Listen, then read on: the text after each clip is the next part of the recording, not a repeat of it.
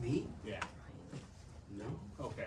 It just says RWE Brian Messer. I just wanted to get that. I did note that as Oh. well. No, absolutely not. It says. Up here, it who's says joining the minutes? Joining the meeting is Kenneth McCarter, Steve Dietrich, RWE Keith Leopard, RWE Brian Messer, Dorothy Winger. You forgot to take the RWE out Okay. on I just Brian. wanted to make- Just white it out, we'll fix it before we send it. Sure. Just draw a line through it. I will draw a line through it. I'll draw a pencil line through it.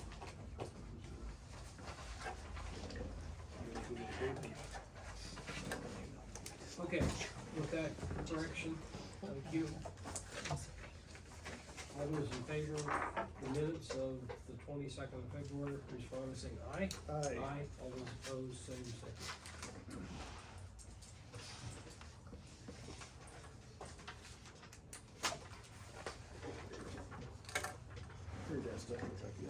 Well, it definitely does at times. Acting like right now. Okay, would you pass those back, please?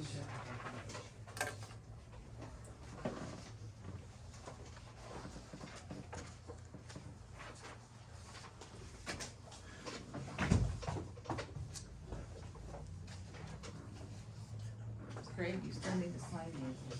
Oh, I missed that one. That was the ones I told you on the 20th, and I said them wrong. I know, I see that. I signed another one.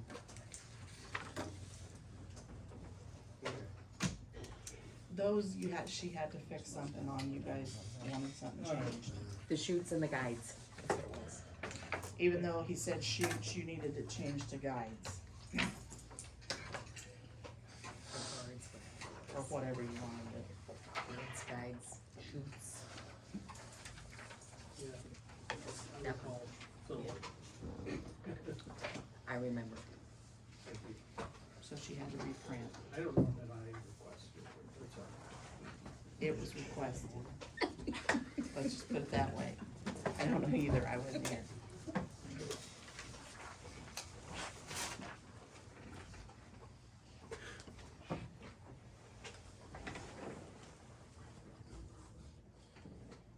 We have any more chairs for? One up here. There's, Sarah. Is there one on sale?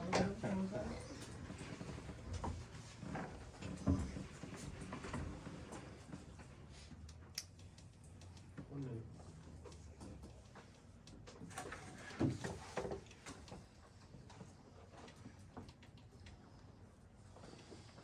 Yeah, somebody called it for 9:30 or something.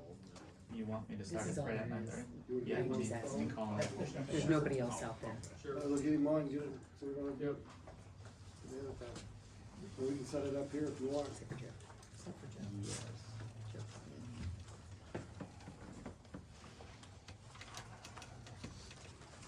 fine here. Oh, we're in the corner.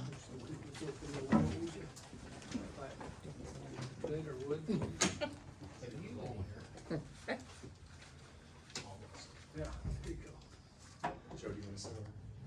No, I'm good, How thanks. about the other one? Please.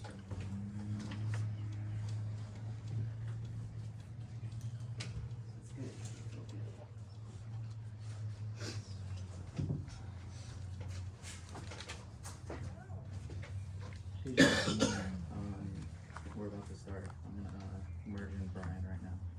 So this one sec.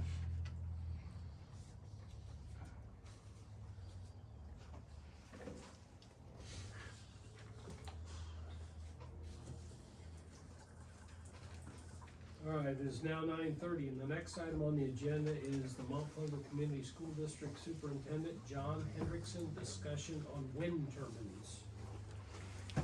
So if you, I guess, But also Matt Matt Evans also as a has- representative Big on one, the Brian. beyond coming on the phone. yes.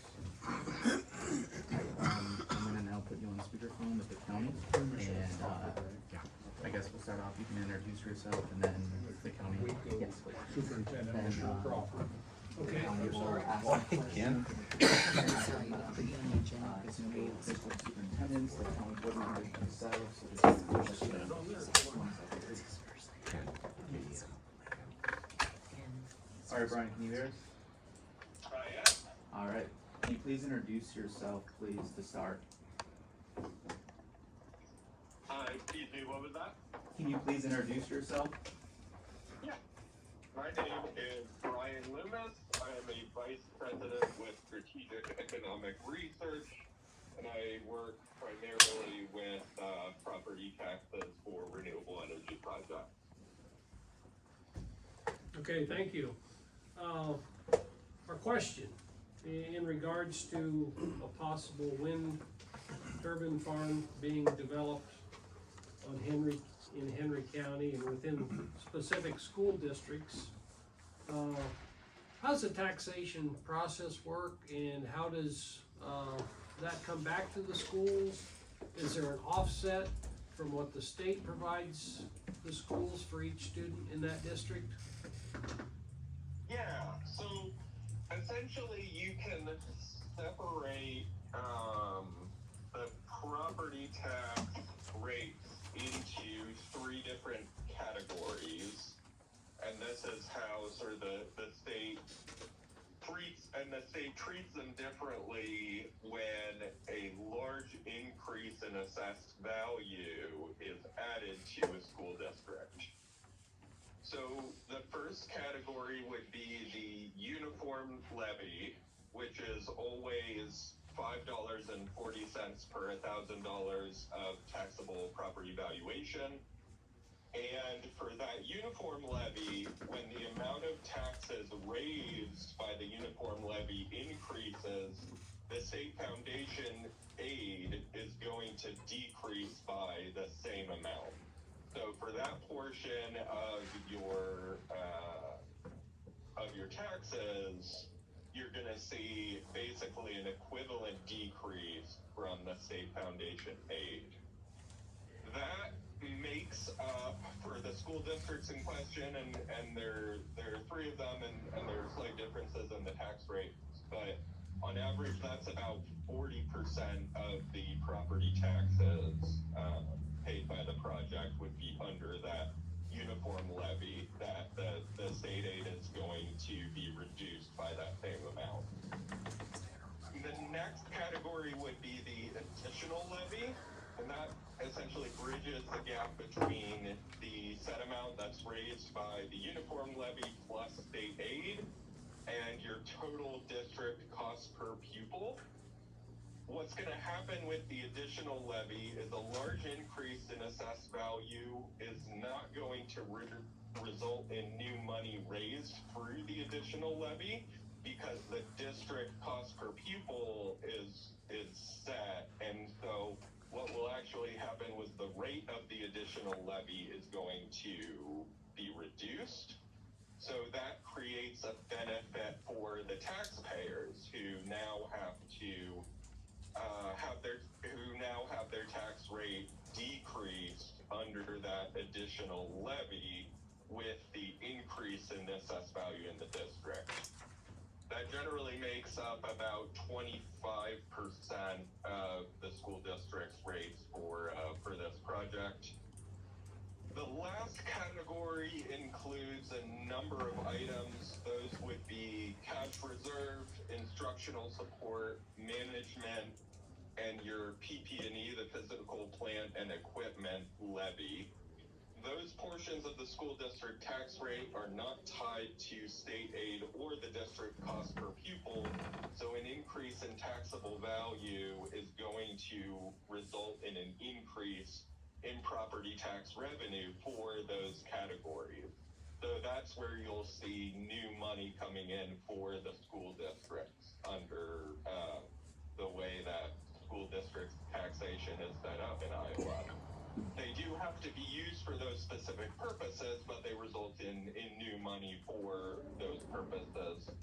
So I took a look because I thought you'd probably want to know sort of the dollar figures associated with each for for the project here. So looking at the 35-year totals for this project in particular that the school district could expect in that new money category, which makes up about 35% of the total property taxes paid by the project.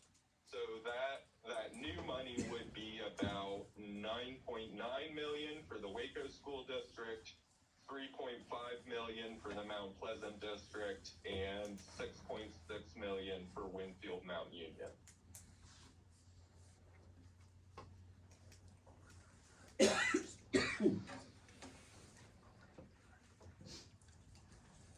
All right, I'm happy to take any questions here.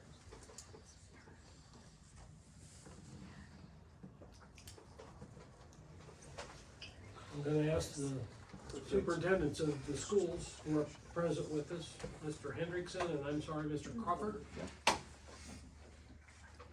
If they have questions for you, I don't have any questions. okay, I mean, that's completely understood by you two then? Yeah, I mean, it's essentially, that's how the financing of schools works. What he has said is accurate. The amount of aid that comes to a school district is a combination of, as he said, uniform levy, which is funded by local property taxes and state aid. So when you it's all about valuation. Like so many of the things that you guys deal with, it's all about valuation. And so does a wind farm, when you initially posed a question to me, it's like, I don't know, I'm assuming that it would have something to do with valuation, that there's not a direct kind of payment, from the benefits of a wind farm. And that was accurate. It has everything to do with valuation. And so he's right on the front end, and Ken, you can chime in as well. The district amount per pupil, that will not change. That's set by the state, and it just becomes how you get there to that amount. And so that's accurate. If your valuation goes up, then the amount that the local property taxpayer to generate those funds, that levy rate can come down. I mean, you guys, you work with that all the time. That is how that works. So I don't know, Ken.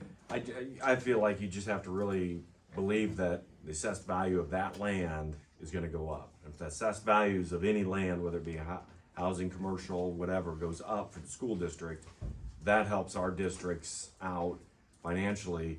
It's not a straight payment of money, it's not, cash coming in, it's just the ability to bond on some of that. There's the ability to receive more money through that, as they said, the PEPAL and those kind of things there. But I don't know about the 9.9 million. I mean, that's a large number over a long period of time. But anytime the assessed value can go up for a school district through the taxing purposes, that offers us more advantages. Yeah. Excuse me for my, I'll say, lack of knowledge. It basically said cash reserves and PPE levy, and there was one other that I missed. I'm Yep. sorry, Brian. Yeah. So basically, those would just be extra monies back to each district So above and beyond. So because potentially. You're offsetting. So basically. potentially, so let me get to that.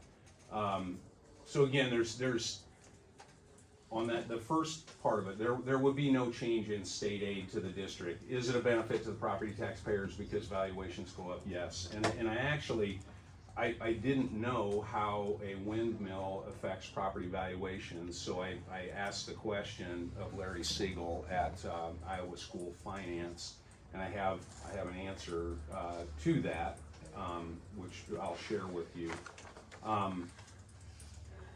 To your question about the instructional support levy, the cash reserve levy, and the physical plant and equipment levy. yes, the increase in valuation, does help that, but cash reserve is capped. You have a cash on your cash reserve, based on, the current state of your finances. So for example, Mount Pleasant Community School District, we can't assess for a cash reserve levy in fiscal year '25. It's just where we're at, with our finances. We're in a position that we're in good shape. We can't, levy for cash reserve. The instructional support levy is also capped. It's a percentage, as well. So again, it comes, and our instructional support levy is a mix of property tax and income surtax. So what additional valuation, again, it allows you to do is to try and keep that levy rate, down for everybody, which is, and that's a good thing. And then the PEPL is a bit more direct, it's pure property tax. So in Mount Pleasant, we have the 33-cent board-approved PEPL, and we have the $1.34 voter-approved PEPL as well. So then you have to say, okay, how much additional valuation does a wind turbine bring in? Because then you can it's pretty simple, you can take that $1.67, multiply it times the additional valuation. So again, I sent this to Chad. This is from Larry Siegel, Iowa School of Finance. And in his response to me, he says the primary benefit would be from the additional valuation generated by the wind turbines, which we've already talked about. The valuation from the wind turbines is 30% of the cost of the turbine, starting at 5% per year and growing by that amount until it's capped at 30%.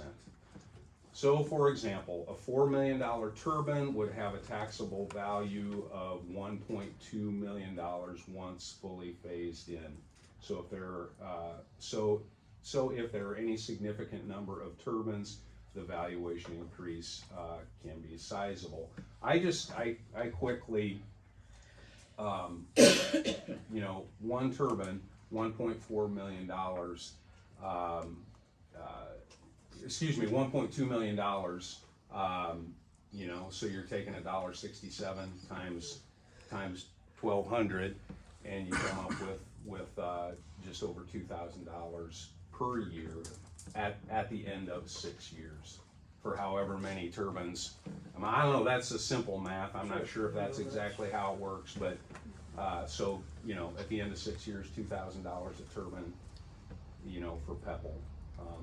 And the other things really are still based on the valuation of the property. So my understanding is, I'm talking to the gentleman on the telephone. I'm Mark Lundin, one of the supervisors, sir. The schools would actually get about $20 million over 30 to 35 years, is that correct, in new money? And that would be the only money that they would be getting? That would actually be what you call new money? Yeah, so I should clarify, and the assumption that we've made on that new money is that the current levy rates for those categories that we're talking about, the cash reserve, instructional support, management, and PPEL, we're holding those essentially constant. There are, as the gentleman just mentioned, some things that can affect those rates. So it's on our end quite difficult to forecast out several years into the future. What is the school budget going to look like? And so knowing that there are things that can affect that, we're taking a look at your current levy rates and saying, okay, what would the impact be for those categories that are not affected, that state aid cannot be reduced as a result of those additional levies coming in. So hopefully that makes sense, but yeah, at the current levy rates, it would be roughly that 20 million, about 9.9 for the Waco district, 3.5 for Mount Pleasant, and 6.6 for Winfield Mount Union. That's based upon 60 or 65 turbines. Let me look here at our breakdown. So it is based on a total project value. I don't have in my spreadsheet here the number of turbines, but it's based on a total project value of 450 million.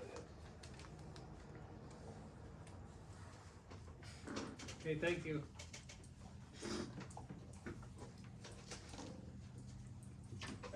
You know, if you wanna break it down further, I think you said, this is Mount Pleasant, 3.3 million over 35 years. 3.3 million divided by 35 is about $94,000 a year. That would be the average if you graduated up. Yeah, right, it would, yeah, so, I mean, Yeah. 35 years, on a $25 million general fund budget. I mean, Well, that figures out close to what I was trying to figure out too, then, on what the, on number 2 would be for the additional levy that would, reduce the landowners. And, I came up with, on an average, of just around $410,000 total for, in total. So, spread that over, that's not a lot per acre, truthfully, so. I'd wanna revisit those numbers to make sure I was correct, but I did real quick math there. I mean, obviously, it's. I'm not gonna argue with Larry Siegel. More I think, for- yeah. You know, when he Yeah. talks about those valuations and going up, it has effects throughout the tax, levies and all that, and that, as well as, your PEPAL and those accounts. So that's real, if the evaluations are real. For everybody here, I had a hard time understanding this tax thing. I understand everything they've talked about, but they said it was surplant. Well, I know what the meaning of surplant is, but now I got an exact understanding on how it is done. So that was the big question I had. Yeah, we're gonna get new money. No, we're not gonna get new money, and, you know, so. And Mr. Henry, I'll provide the rest of the guys a copy of the letter Okay. from, Larry Siegel. Okay. So that you provide He the does rest. mention in there as well, and I don't know if this is part of the conversation, but he is, as you can imagine, he says, one caution is, if the county decides to TIF, the wind turbines, then some of that impact goes away, obviously. Okay, I've heard of the counties tipping the turbines. Why would they want to tip them? I haven't figured it out. Why would you want to tip them? I have no idea. I suppose to incentive, Well, incentivize. yeah, it would be some incentive, but. So.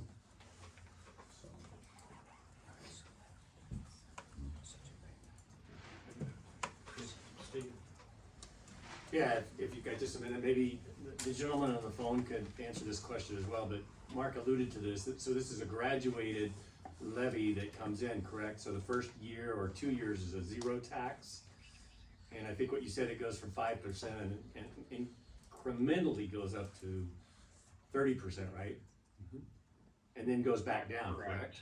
Yeah, so that would be Iowa state law for how wind turbines are assessed. So it starts out 0% in year 1, 5% in year 2, increases 5% annually until you get to 30%. And then goes back down, correct? To zero? It stays at 30% for It does. the remainder of the project life. So from like year 7 on, is 30%. And I think that's where, was it last year, the governor signed the repowering structure where that ramp up on rates would not change once it met that cap, I guess. is what- so. Thank you.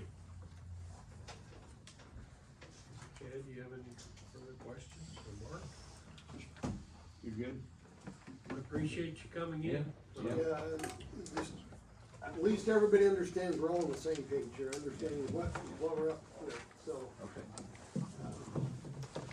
Can I ask a question? Can I ask the two school districts roughly, right now, how much are you receiving in Pebble on an annual basis right now? Well, Or that category? right, so again, based on, the valuation, our taxable valuation, which we just received a month or so ago, was about 655 million. We have the 33-cent board approved PEPL and the $1.34 voter approved. For us, it's about 1.2 million a year. There again, it's all based on how much the value is. Sure, I understand. And we're about $450,000. Okay.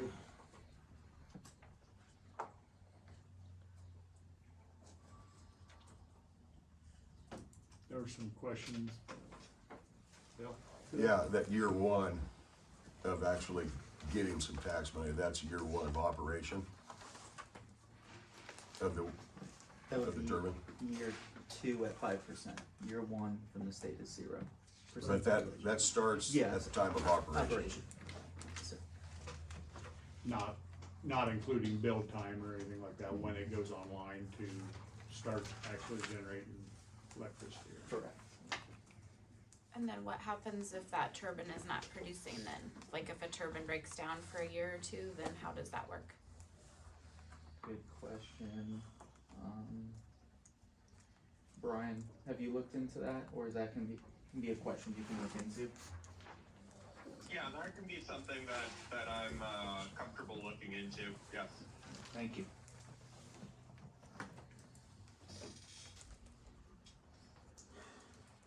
Okay, thank you very much. Appreciate you Thank coming you. in, appreciate your input. Hope we Brian. didn't ruin you guys' days. Good. But at least we know what we're up against. Yeah, thank you. Thank Nice you. to meet everybody. Follow up after this. Thank you. Mr. Crawford, thanks for coming in. No problem. Thanks for asking us. Recess time?